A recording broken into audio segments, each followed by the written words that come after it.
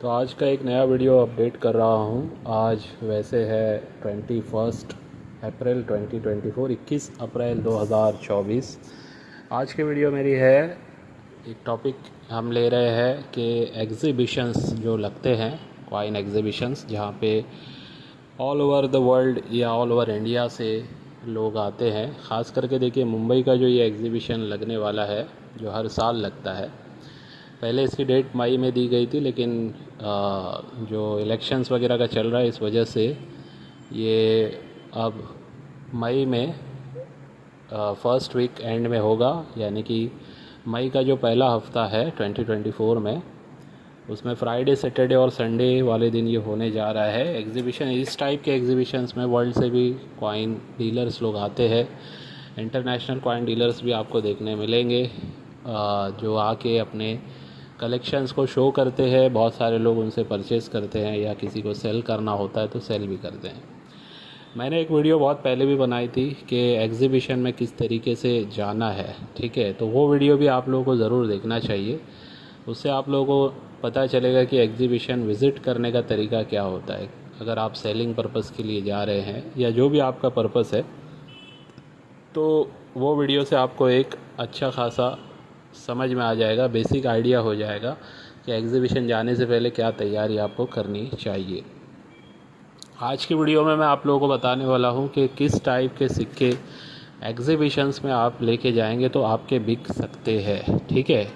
तो ये सिक्कों की जानकारी जो भी मैं आप लोगों को दे रहा हूँ, इसमें आप लोगों को ध्यान देना है, याद रखना है कौन से सिक्के मैं आपको स्क्रीन पे भी दिखाऊंगा, ठीक है। देखिए, सिक्के दिखने में एक जैसे बहुत सारे होते हैं, लेकिन उसमें कुछ बारीकियां होती है जिसे आपको ध्यान देना पड़ता है। वो बारीकियों से ही वो सिक्का दुर्लभ हो जाता है, ठीक है। किसी में मिंट मार्क की वजह से पता चलता है कि ये सिक्का दुर्लभ है। कोई सिक्के की म्यूल वैरायटी होती है, कोई सिक्का आप लोगों को किसी एज वैरायटी की वजह से या फिर किसी भी ऐसी स्पेशल वजह से कोई एरर होता है किसी सिक्के में, एक्सट्रीम एरर, छोटे मोटे एरर की बात नहीं करूँगा। तो उन सारी चीज़ों की वजह से सिक्कों की वैल्यूएशन में बहुत सारा फ़र्क पड़ जाता है कॉइन कलेक्टर की नज़र में, संग्रहकर्ता की नज़र में, यानी जो लोग सिक्कों का कलेक्शन करते हैं, हॉबी करते हैं, ठीक है। सबसे पहला मैं यहाँ पे एक चीज़ और ऐड करने जा रहा हूँ। एक बात मेरे माइंड में भी आई है, बहुत सारे लोग जो कॉइन कलेक्शन में इन्वेस्टमेंट करना चाहते हैं, उनके माइंड में ये बात आती है कि भाई इसका एंड यूज़ क्या है। यानी कि ये जो चीज़ है, कॉइन्स जो लोग ख़रीद रहे हैं और रख रहे हैं, और इसका आगे चल के क्या है, एंड यूज़ क्या होता है। जैसे कोई चीज़ ख़रीदी जाती है मार्केट में, मिसाल के तौर पे पेट्रोल ख़रीदा जाता है, तो पेट्रोल का एक यूज़ है ना, कि उसको गाड़ी में डालते हैं या जो भी चीज़ों में वो यूज़ होता है एनर्जी के तौर पे, वहाँ पे उसका एक एंड यूज़ होता है। एक यूज़र को उसकी ज़रूरत होती है किसी वजह से। लेकिन क्या ये कॉइन इस टाइप की चीज़ है जो आपको मतलब एंड यूज़ में कोई चीज़ में इस्तेमाल में आती है? ये तो ये एक बहुत ही अच्छा सवाल है, जेन्युइन क्वेश्चन है कि ये इसका एंड यूज़ क्या है, क्या ये प्रोडक्ट है या क्या चीज़ है। ये कॉइन कलेक्शन में क्यों इन्वेस्टमेंट लोग करते हैं, तो इसको भी मैं कवर करना चाहूँगा ये बात को। देखिए, बात ऐसी है कि बहुत सारी चीज़ें मार्केट में एंड यूज़ में हो उस पे ही बिकती है, ऐसा ज़रूरी नहीं है, ठीक है। मिसाल के तौर पे मैं आप लोगों को समझाने के लिए बता रहा हूँ। जैसे बहुत सारे लोगों को पता होगा कि पेंटिंग्स वगैरह भी बिकती है, ठीक है। अगर आप जाओगे ऑनलाइन भी सर्च करोगे, आपको तो पता चलेगा कि मिलियंस ऑफ डॉलर्स में भी बहुत सारी पेंटिंग बिक चुकी है। जैसे एम.एफ. हुसैन का नाम लोगों को पता है।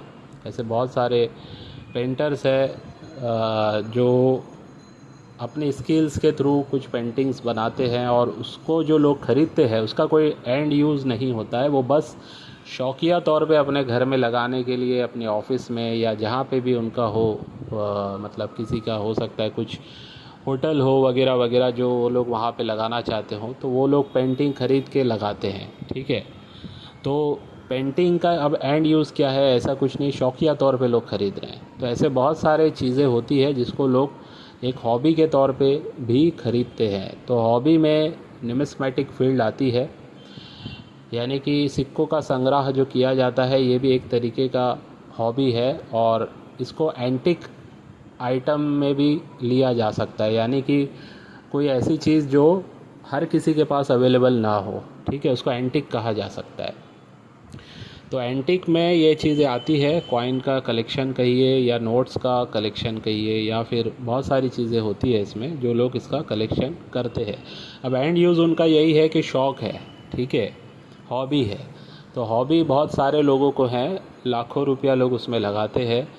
आज से नहीं, ये इंडस्ट्री बहुत टाइम से चल रही है, लेकिन अब सोशल मीडिया की वजह से पिछले 4-5 सालों से लोगों को अवेयरनेस हुई है कि भाई इस टाइप का भी कुछ होता है कि लोग कॉइन्स को ख़रीदते हैं, बेचते हैं। आप लोग अगर देखेंगे एग्जीबिशंस के अलावा, मैं कहूँ अगर आप थोड़ा सा रिसर्च करेंगे तो आपको पता चलेगा ऑक्शंस के बारे में।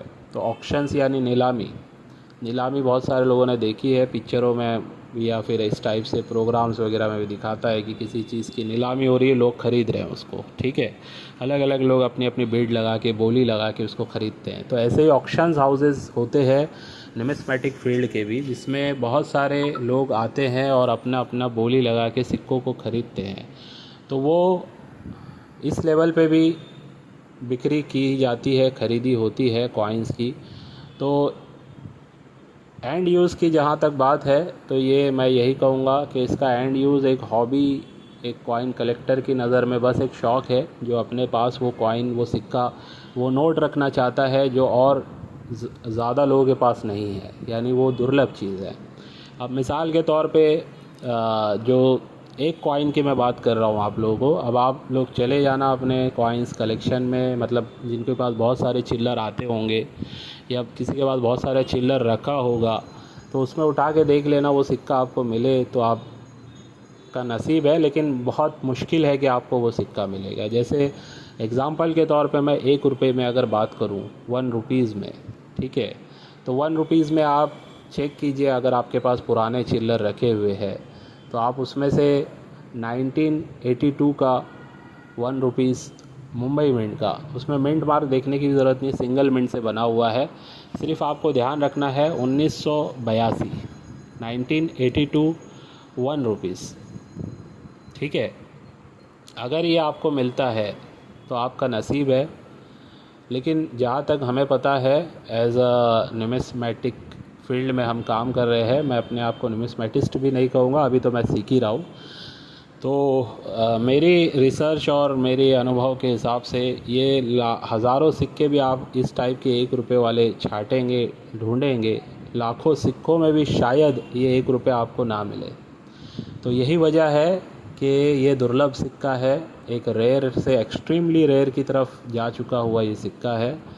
और इसकी आज के टाइम में प्राइसिंग की अगर बात करें तो समझ लीजिए, अगर आपको यूज्ड कंडीशन में भी ये सिक्का मिल गया है तो 10-20 हज़ार 30 हज़ार रुपये ईज़िली ये आपको दिला सकता है। और फ्रेश न्यू कंडीशन में, ब्रांड न्यू कंडीशन जिसको बोलते हैं, उसको यूएनसी बोला जाता है। यूएनसी का मतलब होता है अनसर्कुलेटेड कॉइन, ठीक है। अनसर्कुलेटेड यानी आम चलन में वो सर्कुलेशन में नहीं घुमा हुआ है, डायरेक्टली बैंक से निकला है और किसी के पास आया है, तो वो एक अगर उसने उसको ज़्यादा टच नहीं किया है तो वो एक अनसर्कुलेटेड कॉइन होता है। उसके ऊपर चमक मौजूद होती है, लस्टर पूरा का पूरा वैसा ही होता है, कहीं से डैमेज नहीं होता है। वो टाइप का एक फ्रेश न्यू कंडीशन का सिक्का 1982 का 1 रुपया आज के टाइम में अगर आप सेल के लिए करोगे तो 70,000 से 1 लाख रुपए के बीच में भी आपको ये दिला सकता है, ठीक है। तो इस टाइप के सिक्के हैं दुर्लभ, तभी लोग इसको अपने पास अपने कलेक्शन में ऐड करना चाहते हैं, ठीक है। तो जो लोगों को शायद अब तक ये समझ नहीं आ रहा था कि इसका एंड यूज़ क्या है, तो ये उसका एक शौक़ है और ये दुर्लभ होने के कारण ये काफ़ी महंगे बिकते हैं, ठीक है। जैसे आप मान लीजिए कि डायमंड्स जो होते हैं, ठीक है, ये कोई ऐसी चीज़ नहीं है कि हर जगह पे आपको मिल जाए। स्पेसिफ़िक जगह पे उसकी खोज की जाती है, तब जाके डायमंड्स में भी फिर अलग अलग क्वालिटी होती है, ठीक है। बहुत से रेयर से रेयरेस्ट डायमंड होते हैं, फिर वो छोटे से छोटे रिंग में लगते हैं, लेकिन वो करोड़ों के बिकते हैं। तो उसकी वजह ये होती है कि वो बहुत दुर्लभ होते हैं, तभी है तो वो एक पत्थर ही ना, ठीक है तो वो एक मेटल, लेकिन बिक इतना महंगा क्यों रहा है, क्योंकि वो दुर्लभ है, वो रेयर है। तो यही जो इंडस्ट्री है, ना सिर्फ इंडिया में, ये पूरे वर्ल्ड वाइड चल रही है, पूरे वर्ल्ड में। और मैं कहूँगा कि बाहर जो है ना, इस हमारे यहाँ से कई गुना ज़्यादा लोग इसके लिए, इन एंटिक्स चीज़ों के लिए, एंटिक चाहे वो नोट्स हो या फिर कॉइन्स हो, इसके लिए करोड़ों रुपया लोग जो है ना लगा देते हैं। और उनको पता है कि ये इनका पैसा जो ये लगा रहे हैं, अगर प्रॉपर सही कॉइन्स ओरिजिनल ख़रीदा है उन्होंने, तो उनका पैसा कम नहीं होने वाला है, आगे चल के बढ़ने ही वाला है।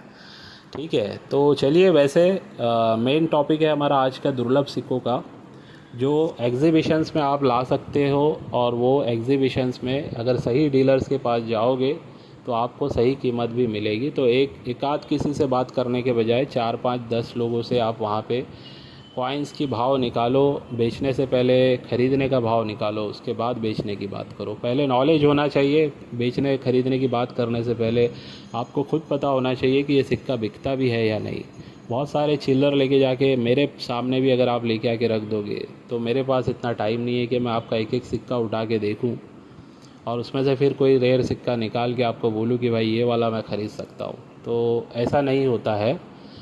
थोड़ा बहुत हेल्प कोई भी कर देगा, आपके 10 20 50 सिक्के देख लेगा, लेकिन अगर आप सोचोगे कि एक साथ बहुत सारे सिक्के किसी को दिखा दूं, तो बहुत मुश्किल है कि कोई आपको वो चेक करके बताए। इसके लिए आप लोगों को खुद सीखना है। ऑर्बिट से जुड़िए। ऑर्बिट में आपको मेंबरशिप में, जो मैं लाइफ टाइम 1200 रुपये लेके मेंबरशिप दे रहा हूँ, उसमें आपको मेरी बुक मिल जाती है। बुक में बहुत सारे सिक्कों की आपको नॉलेज हो जाती है, ना सिर्फ रिपब्लिक इंडिया, ब्रिटिश इंडिया के कॉइन्स से लेकर मुगल्स के कॉइन से लेकर बहुत सारे नोट्स और error variety, die variety, OMS, mule coin, बहुत सारे कॉइन्स की आपको जानकारी उसमें मिल जाती है। और इसके अलावा भी कुछ कंटेंट होता है जो मैंने अपने एक्सपीरियंस के हिसाब से डाला है, उसको भी अगर आप रीड करोगे तो आपको कहीं ना कहीं इस इंडस्ट्री की अच्छी खासी जानकारी हो सकती है। तो चलिए स्टार्ट करते हैं। पहला मैं जो आपको 10 सिक्के मैं बताऊंगा, और फिर एक आध वीडियो और आएगा जिसमें और मैं 10-15 सिक्के आपको कवर करूंगा। तो सबसे पहले जो मैं सिक्का आपको कहूंगा जो एग्ज़िबिशन में बिक सकता है आराम से, जो रेयर श्रेणी का सिक्का है, वो 1953 का 1 पाइस वाला सिक्का, घोड़े वाला सिक्का जिसको बोला जाता है। बहुत छोटा ये सिक्का होता है। ठीक है, इसके वेट की अगर बात करूँ तो ये लगभग 3 ग्राम 3.5 ग्राम के सिक्के होते हैं। तो इसमें 1953 का आपको सिक्का देखना है। और साथ में अब जो ध्यान देने वाली बात यह है कि वो जो उसके ईयर के नीचे जो मिंट मार्क होगा वो स्प्लिट डायमंड वाला होगा, यानी एक डायमंड कटा हुआ आपको नज़र आएगा। ठीक है, तो उस टाइप का अगर मिंट मार्क आपको नज़र आ जाता है तो वो आपका हैदराबाद मिंट का रेयर सिक्का है। आज के टाइम में मैं कहूँगा कि एक्सट्रीमली रेयर हो चुका है, ख़ास करके एक्स्ट्रा फाइन प्लस से UNC कंडीशन में ये सिक्का तो बहुत ही एक्सट्रीमली रेयर है। तो ये सिक्का अगर आपको मिलता है यूज्ड कंडीशन में भी, अगर है एक्स्ट्रा फाइन टाइप की कंडीशन में, तो मेरा एक अंदाज़ा है आपको किसी भी डीलर से 5 से 10 हज़ार ईज़िली मिल सकता है। और UNC कंडीशन में है तो 15 से 20 हज़ार आपको मिल सकता है। ठीक है, और इसके अलावा देखिए सेम स्प्लिट डायमंड वाले मार्क के ही 1954 और 1955 के भी जो सिक्के हैं वो रेयर श्रेणी में है। प्राइसिंग बहुत ज़्यादा नहीं है, लेकिन है, बिक सकते हैं ये भी सिक्के। 1954 का आपको यूज़ कंडीशन में 1000, 2000, 3000 मिल सकता है। और 1955 का भी 2000 से लेके 4-5 हज़ार रुपये आपको यूज्ड कंडीशन में ईज़िली आपको मिल सकता है। तो ये 1954 का जो आपको मैंने बताया, ये पहला कॉइन है। इसके अलावा जो बुल वाले कॉइन आते हैं, यानी कि जिसके ऊपर एक बैल का फ़ोटो होता है, बुल का फ़ोटो होता है, इसमें जो एक्सट्रीमली रेयर होता है वो है 2 आना का 1955 का ये सिक्का, जो एक्सट्रीमली रेयर हो चुका है आज के टाइम में। रिपब्लिक इंडिया के टॉप कॉइन्स में से ये भी एक कॉइन्स है, जो सबसे महंगे कॉइन्स है उनमें से ये एक कॉइन हो चुका है। तो अगर ये वाला आपको मिल जाता है 1955 का, तो ये एक्सट्रीमली रेयर हो चुका है। 2 रुपये का ये वाला सिक्का, 2 आना का ये वाला बुल वाला सिक्का। आज के टाइम में इसकी UNC कंडीशन की अगर बात करूँ, अनसर्कुलेटेड टॉप कंडीशन में अगर ये आपको मिल जाता है तो इसके आपको 70,000 से 1 लाख रुपए के बीच में इसके भी आपको शायद मिल सकते हैं। 50,000 से कम नहीं मिलेगा, 50-60 हज़ार ईज़िली आपको इसका एकदम बेस्ट UNC टाइप कंडीशन में मिल जाएगा। और यूज्ड कंडीशन में तो मोस्टली मिलते हैं सिक्के, इसलिए यूज्ड कंडीशन की अगर बात करूं तो समझ लीजिए 10 से 20,000 25,000 तक आपको इसका मिल सकता है अकॉर्डिंग टू कंडीशन। वो डीलर टू डीलर भी डिपेंड करेगा, ठीक है। तो बुल वाले में ये वाला सिक्का आपको ध्यान रखना है जो एक्सट्रीमली रेयर है। इसके अलावा फिर अगर बात करूँ तो डायरेक्टली मैं बता रहा हूँ 1/4 यानी 4 आना, ठीक है। तो 4 आने में आपको अगर कोई सिक्का देखना है तो वो है 1955 का बॉम्बे मिंट का सिक्का, 1955 ईयर के नीचे डायमंड बना हुआ होना चाहिए, ठीक है। क्योंकि ये कलकत्ता मिंट से भी बना है तो इसके लिए आपको ईयर के नीचे डायमंड मिंट मार्क भी देखना ज़रूरी है।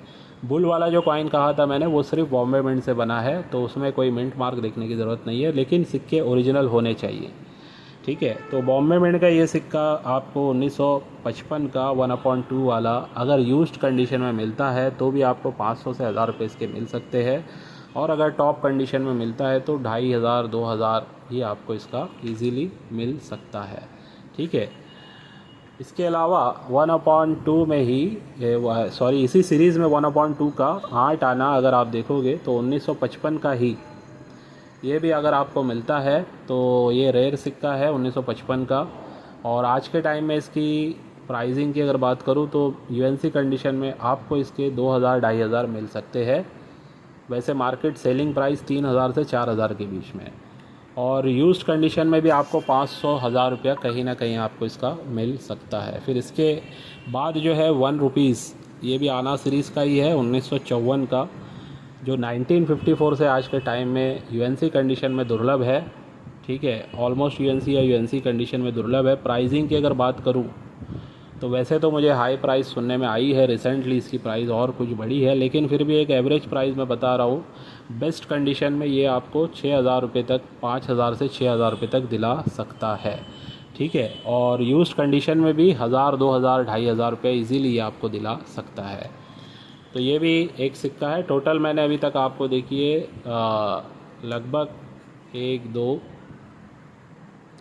3 4 5 सिक्के अभी तक दिखाए मैंने आपको, जो आप एग्जीबिशन में अगर ले जाओगे तो इजीली ये सिक्के बिक सकते हैं। इसके अलावा डेफिनेटिव सीरीज़ में ही हम चल रहे हैं अभी, यानी कि फ़ोटो वाले सिक्के पे हम नहीं आए हैं, डेफिनेटिव सीरीज़ के सिक्कों पे ही मैं बात कर रहा हूँ। 2 पैसा एल्यूमिनियम मैग्नीशियम का, याद रखिए 2 पैसा एल्यूमिनियम मैग्नीशियम का 1969 का 1969 का सिंगल मिंट कॉइन है बॉम्बे मिंट का।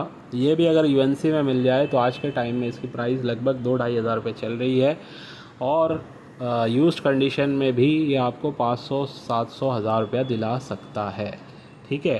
तो ये भी एक 2 पैसे का एल्यूमिनियम मैग्नीशियम का सिक्का आपको याद रखना है। इसके अलावा अगर बात करूं तो 5 पैसे में 1965, ठीक है, ये कॉपर निकल के सिक्के हैं। 5 पैसे में 1965 Hyderabad mint star mint mark वाला ये सिक्का होगा 1965 का। ये सिक्का आज के टाइम में थोड़ी प्राइस इसकी भी बन चुकी है, ऊपर जा चुकी है। प्राइसिंग जहाँ तक हमें पता है वो मैं उसका एक अंदाज़ा दे रहा हूँ आपको कि बेस्ट यूएनसी कंडीशन में ये सिक्का 5000 से नीचे बिक नहीं रहा है, 5000 के करीब इसकी प्राइसिंग चल रही है बेस्ट कंडीशन में। तो आपको यूज़ कंडीशन में ही मिलता है तो ये 1000 2000 रुपये फिर भी दिला सकता है। 5 पैसे का 1965 का 1965 स्टार मिंट मार्क वाला ये एक रेयर सिक्का है, ठीक है। इसके अलावा और सिक्कों में अगर मैं बात करूं, अगर आपको ये सब ऐसे सिक्के मैं बता रहा हूँ जो आम चलन में लोगों को मिलते हैं, ठीक है। तो 5 पैसे में ही एक सिक्का और हम देख रहे हैं, वो है 1984 का। ये भी कहीं ना कहीं रेयर से एक्सट्रीमली रेयर की तरफ बढ़ रहा है ये सिक्का। 1984 में ये सिंगल मिंट कॉइन है कलकत्ता मिंट का, लेकिन इसमें आपको जो ध्यान देने वाली बात होती है वो ये है, अशोक स्तंभ के नीचे आपको सत्यमेव जयते लिखा हुआ नज़र आना चाहिए, और वो सिक्का होता है 1.5 ग्राम का। ये बात का भी आपको ख्याल रखना है। 1.5 ग्राम का एल्यूमिनियम मैग्नीशियम का ये सिक्का रहेगा, और इसके ईयर के अशोक स्तंभ के नीचे आपको सत्यमेव जयते लिखा हुआ नज़र आना चाहिए, बिकॉज़ विदाउट सत्यमेव जयते वाले जो सिक्के हैं वो ज़्यादा तादाद में छपे हुए हैं 1984 के, वो रेयर नहीं होते हैं। सिर्फ़ और सिर्फ सत्यमेव जयते लिखा हुआ सिक्का ही ये रेयर सिक्का है। तो इस टाइप के अगर सिक्के आपको मिलते हैं यूज्ड कंडीशन में भी आपको 1000-2000 रुपये दिला सकता है, और न्यू फ्रेश कंडीशन में 5-7 हज़ार रुपये ये आपको दिला सकता है। तो चलिए और आगे बढ़ रहा हूँ मैं, और मैं आपको 2 सिक्के बता दूंगा जो आप एग्ज़िबिशन में लेके जाके सेल आउट करने की कोशिश करेंगे तो वो सिक्के बिक सकते हैं। ठीक है, तो अब आ रहा हूँ मैं 25 पैसे पे। ठीक है, 25 पैसा। तो 25 पैसे में अगर बात करूँ तो 1980 का 25 पैसा 3 मिंट से बना है, लेकिन जो मिंट का आपको ख्याल रखना है वो है मुंबई मिंट, बॉम्बे मिंट से बना हुआ, यानी ईयर के नीचे डायमंड होना चाहिए, सिक्का ओरिजिनल होना चाहिए। वेट उसका होता है 2.5 ग्राम, 19 mm की इसकी डाई होती है।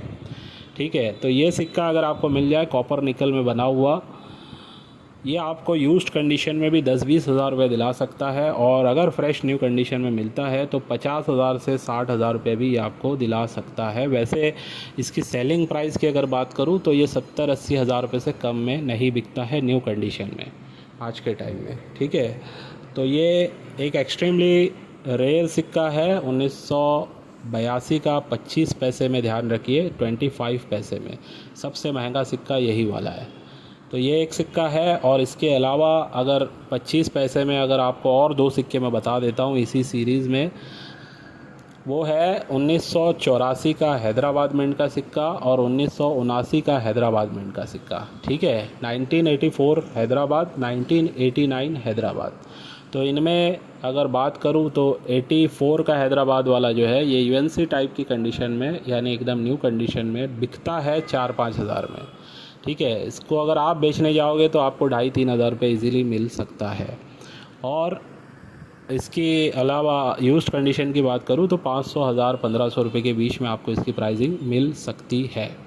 ठीक है, मिनिमम मैं समझूँ तो 500-700 रुपया वेरी फाइन कंडीशन में भी आपको इसका मिल सकता है। तो इसके साथ जो मैंने कहा 1989 हैदराबाद, ये अब एक्सट्रीमली रेयर की तरफ बढ़ रहा है ये सिक्का। प्राइसिंग की बात करूँ तो यूज्ड कंडीशन में भी आपको इसके 2000 से लेके 6000 के बीच में आपको इजीली मिल सकते हैं, यानी वेरी फाइन से एक्स्ट्रा फाइन टाइप की कंडीशन में। और यूएनसी कंडीशन में हो तो 10-12 हज़ार रुपये भी आपको इसके इजीली मिल सकते हैं। तो ये कुछ सिक्के थे जो मैंने आपको बताए, जो आम चलन में अभी भी कभी कभी मिल सकते हैं।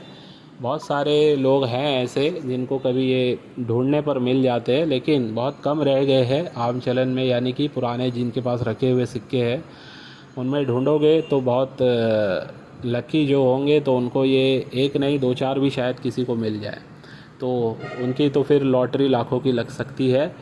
तो ये चीज़ें का ख्याल रखना पड़ता है, इन सारी चीज़ों को देखना पड़ता है। सिक्कों की दुनिया में अगर आप काम करना चाहते हैं, कॉइन इंडस्ट्री को अगर आप समझना चाहते हैं, तो हमारे चैनल पे बहुत सारी वीडियो मैंने बताई है ऐसी इस टाइप की, जो आम लोगों को समझने के लिए मैंने ख़ास करके बनाई है।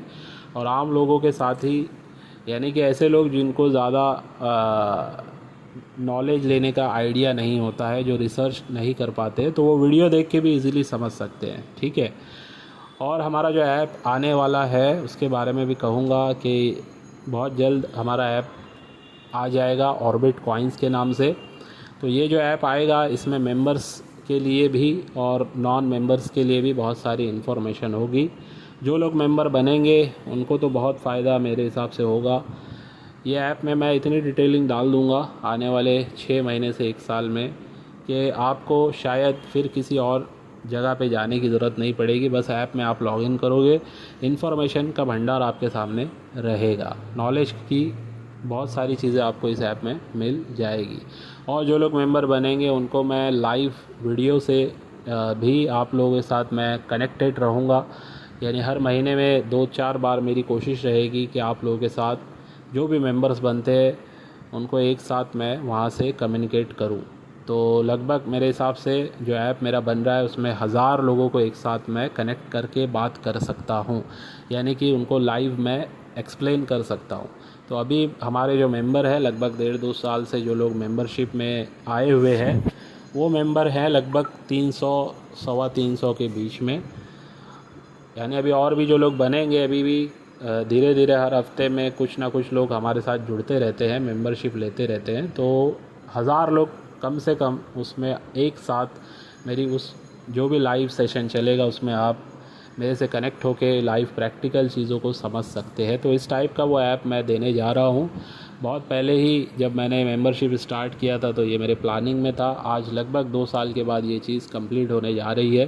तो ऐसे ही बहुत सारी चीज़ें हम आगे भी प्लान करेंगे और आम लोगों को भी फ़ायदा करेंगे, कॉइन कलेक्टर को भी फ़ायदा करने की कोशिश रहेगी, और इन्वेस्टमेंट वाले जो लोग हैं ख़ास तौर पे जो हमारे साथ जुड़ते हैं उनके लिए भी चीज़ें बहुत आसान होने वाली है। ख़ास करके जो लोग 3 साल, 5 साल, 7 साल की या 10 साल की इन्वेस्टमेंट प्लानिंग करके किसी में पैसा लगाते हैं, तो उनके लिए मैं यहाँ पे बहुत सारी ऐसी चीज़ें ऑप्शंस लाऊंगा जिनमें उनको एश्योर रिटर्न्स तो होंगे ही, साथ में बहुत सारी अपॉर्चुनिटी होगी जो रनिंग में भी उनको इनकम करवा के दे सकती है। उस टाइप की इस फील्ड से मैं सारी चीज़ें आप लोगों के लिए लाने वाला हूँ। ठीक है, तो ये था हमारा आज का वीडियो। उम्मीद है आज के वीडियो से भी आपको कुछ ना कुछ सीखने समझने मिला होगा। चलिए बाय।